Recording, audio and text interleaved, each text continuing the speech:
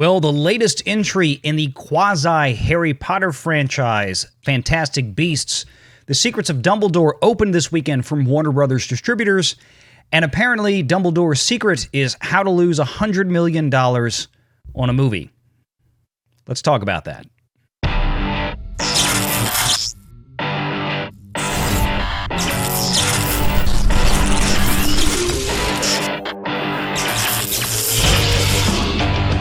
Renegade Online.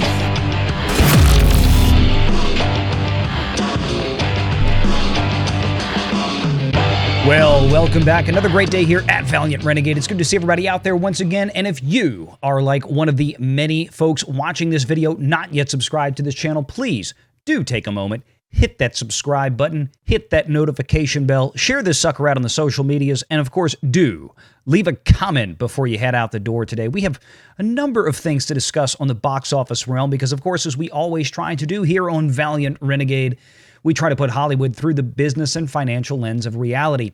Now, the last video you might have seen from us a couple of days ago on the poll from the Trafalgar Group and the Walt Disney Company.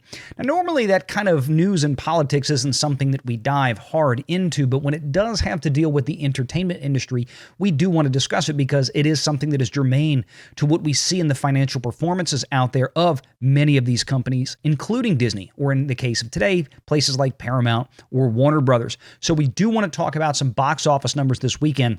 And in order to get to The Secrets of Dumbledore, in order just to show how pitifully this movie has performed up to this point in its opening weekend, which is heralding what I believe to be about a $100 million loss for the studio, we first need to examine a couple of other films that are still out there right now. One that is closing its run right now this weekend, and that is The Batman, also from Warner Brothers.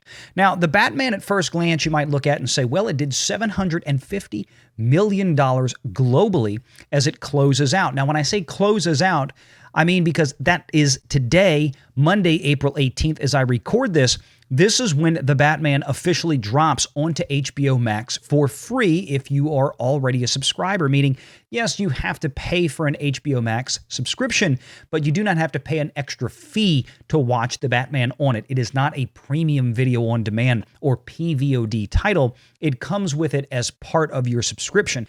This was something that I have been lamenting with Warner Brothers for quite some time since they started Project Popcorn back in late 2020, beginning with Wonder Woman 2 or Wonder Woman 1984, when they announced that all of their 2021 slate would be dropping on HBO Max the same day and date as the theatrical release. And they did this with all their movies last year. Now, The Batman was the first movie they did not do that with, and that started here in 2022.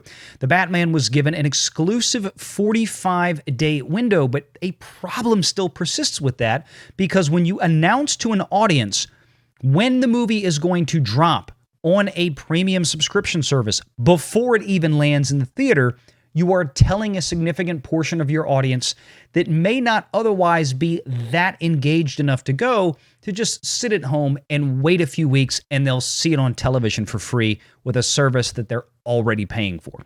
And I think that did have a big impact on The Batman. But when I did the first couple of videos on The Batman, talking about their financial performance as they compared to some previous Batman films that I had seen people discussing in the social media sphere as compared to this latest entry starring Robert Pattinson and directed by Matt Reeves, I caught a lot of flack for it. But the reality is that math is math. Numbers are numbers. And inflation and ticket prices, well, it's inflation and ticket prices. And in fact, The Batman enjoyed a roughly 30% higher ticket price than movies coming out back in 2019 did, meaning that The Batman should have performed at least as well as some of its predecessors that were in relatively close proximity to this film before the pandemic lockdown started. The one that we looked at most at this point is to see how this movie's performance lines up at the end of the day with Joker. Now, Joker came out in 2019 and scored over $1 billion worldwide gross on a paltry $55 million budget, whereas this latest entry in The Batman came in at $200 million in production budget. Now, there has been some discussion whether it was still 100 or made it to 200.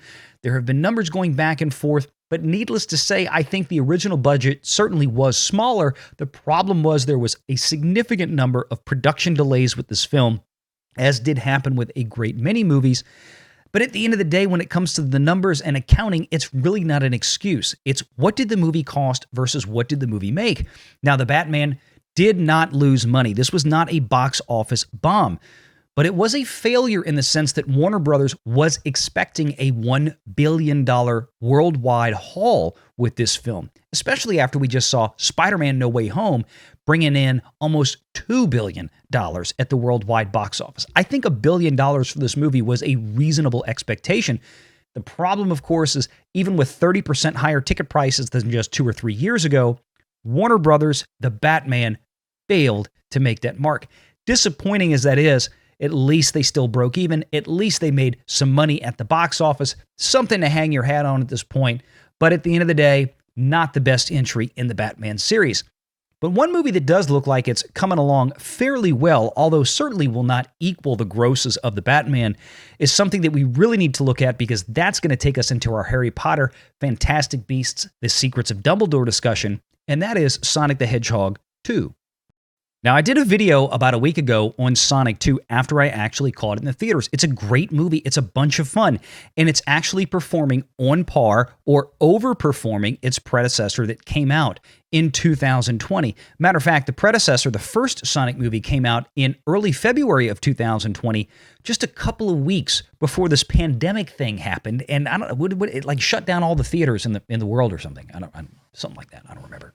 Now, I did a video on Sonic 2 about a week ago. Great movie. I actually got to go see it in the theater, enjoyed it with my son.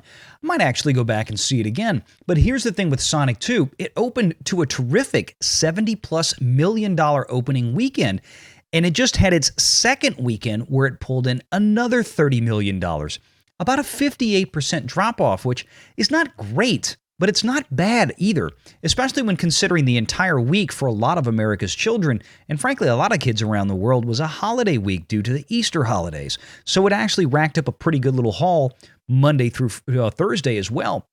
This movie's probably still on pace to close out somewhere in the $400 million neighborhood when it comes to a global haul. And with a mere $90 million production budget, maybe another 75 or so in global marketing, this movie should reach its profit territory pretty handily before the end of its run. Now, the problem is in the second weekend, Sonic pulled in $30 million. And you say, well, how is that a problem? Well, it wasn't a problem for Sonic. It was a problem for The Secrets of Dumbledore. Fantastic Beasts, The Secrets of Dumbledore came in with a paltry $42 million opening weekend, only $12 million ahead of Sonic the Hedgehog 2's second weekend, and a full $30 million behind Sonic the Hedgehog's opening weekend. And this is a movie that has a whopping $200 million production budget and easily another $100 million in global marketing. Now, if we go back and we look at the 2018 and 2016 films, Fantastic Beasts and Where to Find Them, and The Crimes of Grindelwald, we can see that those movies also had very similar production budgets of around $200 million and probably relatively similar global marketing spends, probably even a little bit more. But with The Crimes of Grindelwald, you had a $62 million opening weekend and a $74 million opening weekend for Fantastic Beasts and Where to Find Them back in 2016. Now, if you look at The Crimes of Grindelwald and The Secrets of Dumbledore and think, well, okay, they dropped off, 30% because it's the third entry in the series and blah, blah, blah. Well, it's a little bit more complicated than that, and it's frankly a little bit more disconcerting for Warner Brothers because, you see, it's not just the fact that it came in $20 million less or a third less than its predecessor. It came in a third less with roughly 25 to 30% higher average ticket prices in the U.S. than its predecessor. So if we actually put pen to paper and come up with the math on this one, basically that means that The Secrets of Dumbledore has lost almost 50% of the audience since The Crimes of Grindelwald. Yikes! The bottom line with Secrets of Dumbledore is that this movie needs to haul in about the same $650 million worldwide box office that The Crimes of Grindelwald came up with back in 2018. The Secrets of Dumbledore might actually even need to make a little bit more considering some production issues, as I don't think this $200 million is a terribly accurate figure, as we already know for a fact that they had to pay Johnny Depp $16 million just to show up and then leave after they fired him and replaced him with Mads Mikkelsen, which probably cost another $10 million. Who knows? Then there was all kind of production delays due to pandemic lockdowns, so on and so forth. Release delays on this film, which certainly churned up some additional interest costs. The real production costs on this might be $220 to $225 at this point for all we know. And then again, you still have marketing costs to add on top of that. $650 million is really a minimum bar probably for this movie to get into profit range, and I just can't see it coming anywhere close. I think at this point, considering the fact that the Fantastic Beasts: Crimes of Grindelwald had a 2.57 set of legs on it compared to its opening weekend. In other words, meaning the opening weekend back in 2018 was $62 million. The film closed in the US and Canadian markets with $159 million, a 2.57 runoff from opening weekend. If we apply the same metrics to this new movie, which might actually be pretty generous, at 2.57, that's going to put this movie's final tally in the US market somewhere between $100 and $110 million. It might not even break 100 at this point. The real problem for Warner Brothers with the Harry Potter films, they've always been much more heavily skewed to international territories, as opposed to if you look at things like Sonic 2 or The Batman, whose domestic grosses and their international grosses are about 50-50 when it comes to comparisons, whereas the Harry Potter films seem to want to clock in 1/3 in the US markets and 2/3 internationally. The problem, of course, is that movie studios only really take home about 43% of international markets, not including China, of course, where they only take home roughly 25%. Whereas here in the US, they often take home around 55% on average of the total run. So the more heavily this thing skews into international markets, that means the higher and higher and higher the numbers are going to have to get, the grosses will have to get in order for Warner Brothers to make back their probably $300+ million investment in this film. So if this movie can't reach $600 to $650 million globally, it's at a loss. Here's the problem. At this point, I think this film is going to wind up somewhere around $450 million or less. Because remember, the international figures as they stand right now represent the first 10 days of the run out there. It's been out internationally now for 2 full weekends. It's only been out 1 weekend here in the US and Canada.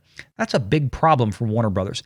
And that's where the $100 million loss figure comes in. I think Warner Brothers will essentially make back their production costs at the end of the day. The problem is what they spent on marketing this thing, sunk, gone. See ya. So here's what this means. It's going to be interesting to see what Warner Brothers does now that they're under a completely new ownership regime, under new CEO David Zaslav from Discovery, as the merger recently completed. You have to wonder to yourself, with a lot of focus and attention that he's giving to the DCEU right now, trying to restart that debacle, what is he going to do with Harry Potter? Is this Fantastic Beasts series actually going to be allowed to complete its originally planned 5-film run?